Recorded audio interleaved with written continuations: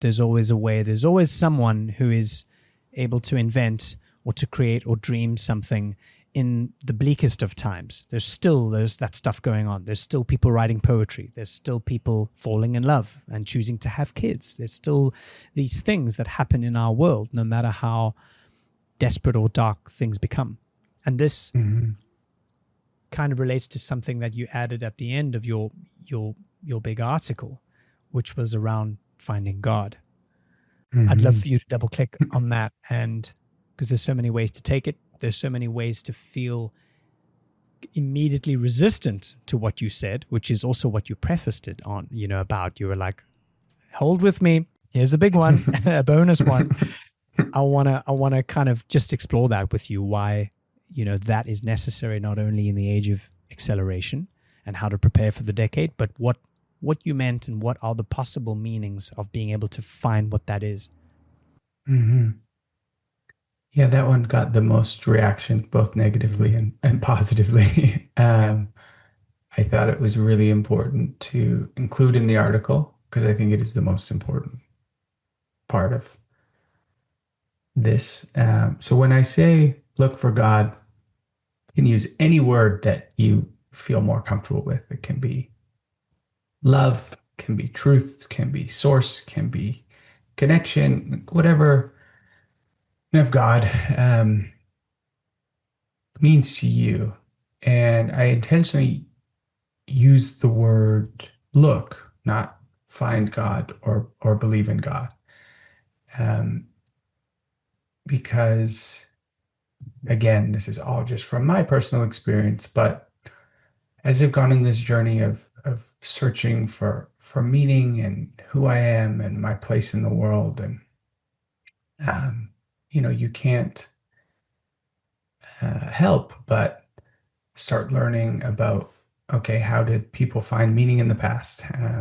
Largely through religion. And then you start studying different religions, and they seem, many of them, to be pointing in the same direction. And it is some variation of there is something bigger out there. Humans are, and you and your soul is part of that something bigger. You are that bigger. And, a journey of meaning is just understanding the connections between those two ideas. And I think that the longer you search and the more you go down that path, the more you believe that to be true, that we are all one, we are all connected, we are all just biologically part of this planet. There's no, we are all that stuff, and even further than that, the universe, like we are all made of the same things.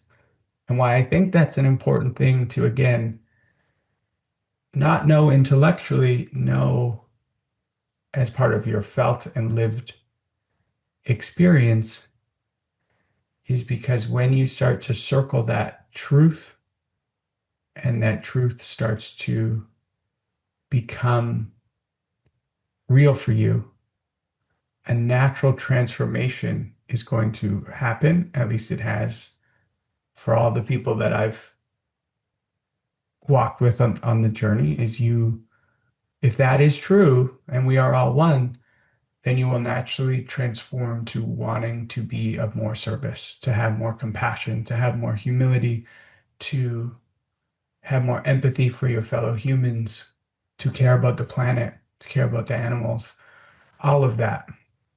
And I think that is what we need more than any of the other stuff. That's how we're going to be able to steward artificial intelligence responsibly. That's how we're going to be able to create a future that looks bright for all of us and not just some of us.